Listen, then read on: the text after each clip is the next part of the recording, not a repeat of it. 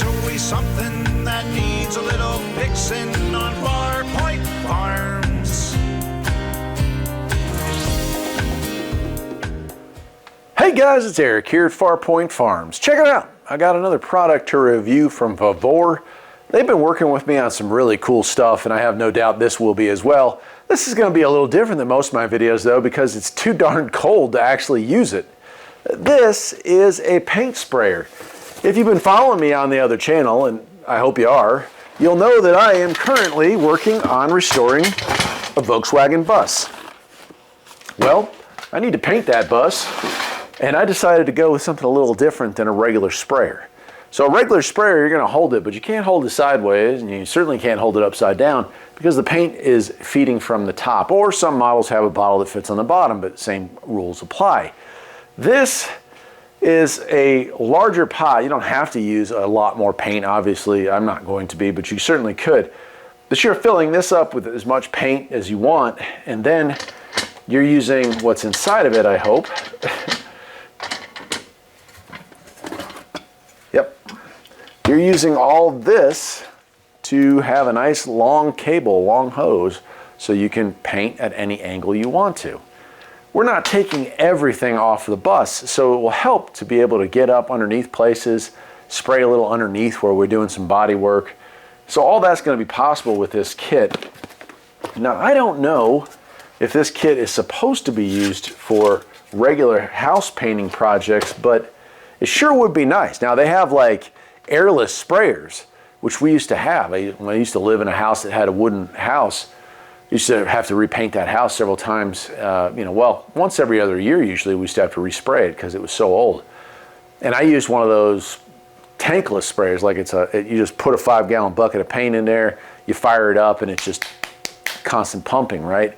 This is not like that. This is still going to require compressed air, but I have to wonder, and I'm certainly going to try, if I can't paint this new project that we're working on elsewhere on the property with it. So hopefully you can use it with construction projects as well. What can I tell you about what I've got so far is, holy cow, that's some heavy duty stuff. It does say do not exceed working pressure of 80 psi. That sounds like a really good call to me. It does have a blow off valve here, but never trust the blow off valve to save your life. When a compressor blow off valve sticks, it becomes a bomb. When a water tank pressure valve, release valve sticks, it becomes a bomb. And so just like anything, no matter how thick a steel it is, if the pressure just continues to build, eventually something's going to give. That said, it looks like a really nice piece of equipment. Our airline out here, our airline in here, here's our other half of our blow off here, and then through the center here is where we're going to have our air coming out. There is, I guess I better unhook that. There's our pickup that's coming in from the bottom. And then that's going to sit up on top here, and we're going to hook that, and it's got nice heavy duty clamps to hold this thing down in all 4 places. I like that as well. And I'm not going to crank it down, but certainly we could. This looks like it goes in the center here, and that's going to give it so we can hold this up if we want to. If we want to hang that, which I might actually want to do, so put that on there like so. Then we have our hose here that, like I said, is coming off of this right here. And I'll have to hook that up. And then we have our actual sprayer here. Get that out of the box. Which says it's PT871 suction feed air sprayer gun. And this looks really nice. Oh yeah, this looks really nice actually. Cool. Comes with some different attachments I'll have to read about, but there's maybe a wideband where this is going to give you a horizontal, this might give you a fog, right? So there's that. Some adjustments on the back for sure. A lot of reading. Some adjustments on the bottom for sure. So a lot of reading. It also comes with a special tool for making adjustments, and it's a toothbrush, a really small toothbrush, which is for cleaning this thing out. The problem with paint sprayers in general, and I don't care if they're airless, aired, or even a spray can, is once the nozzle gets clogged or any of the other apparatus gets clogged, it's pretty much over. You just can't really do much with them. So cleaning after you're done is super important. This one here, I would imagine when we use it, after we're done, we'll clean this thing out. We will fill it full, not full, but we will fill it with, paint thinner, and we'll shake it up real good, and we'll blow it out through here again. And then maybe at the very end, I might even blow some real thin weight oil through here just to hold this all together, and that'll save it for, until next time. The thing with doing that, of course, is that you have to remember the next time you're going to use it, you've got oil in the system, so that needs to be cleaned out. Again, you'd have to use paint thinner, clean all that out, but then you're starting off fresh, and I imagine this would last a good long time with that. All right, this here, I don't know what this is. We'll find out.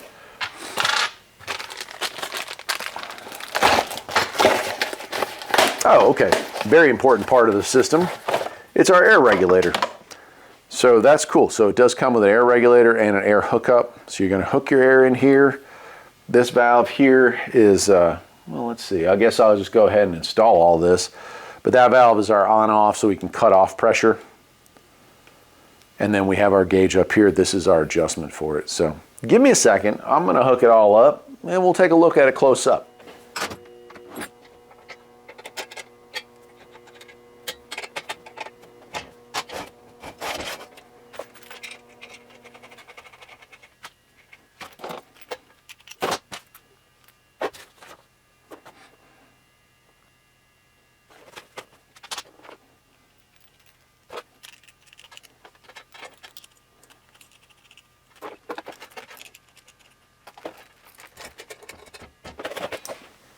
And that's all there is to it. There's not a lot of setup to it.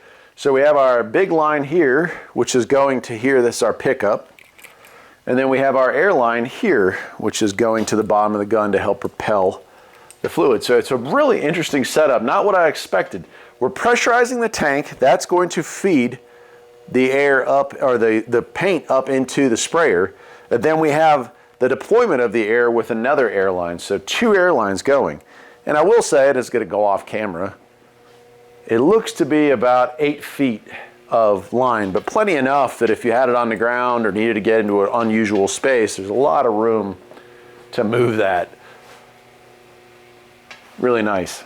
So it does come with a manual here. Let's go through that real quick. You can see on the back it has a parts list, and then on the inside it just has some warnings and operational stuff.